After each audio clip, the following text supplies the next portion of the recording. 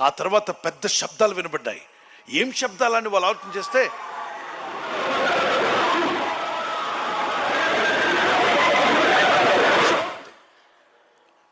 ల్యాబొరేటరీలో కూర్చొని సైంటిస్టులు వినడానికి ప్రయత్నం చేస్తే ఒక ప్రాంతంలో జనాలందరూ ఇల్లు కాలిపోతే ఎలా ఏడుస్తారో, ఇళ్లకు నిప్పంటుకున్న ఒంటికి నిప్పంటుకున్న ఎలా అరుస్తూ కేకలేస్తారో స్త్రీ పురుషులు, అలాంటి అరుపులు కేకలు వినబడుతున్నాయి. ఒరే బాబు ఇదేంట్రా ఇంత కేకలేస్తున్నారు, అసలు మనుషులు ఎలా వెళ్తారు?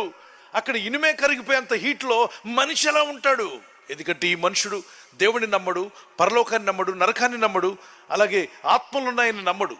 అలాంటి వాడికి పెద్ద సమస్య ఏర్పడింది. అతను ఆధ్వర్యంలో అతను నాయకుడిగా ఉంటున్నాడు కాబట్టి అందరూ అడిగారు, అయ్యా ఏమై ఉంటుంది? అదే నాకు అర్థం కావట్లే, శబ్దాలు ఎందుకు వస్తున్నాయి? అయినా మనుషులు ఏడ్చినట్టు ఏడుస్తున్నారే. ఒక ఊరిలో మనుషులందరూ గొల్లు పెట్టి ఏడ్చినట్టుగా స్త్రీ పురుషులు ఏడుపులు వినబడుతున్నాయి.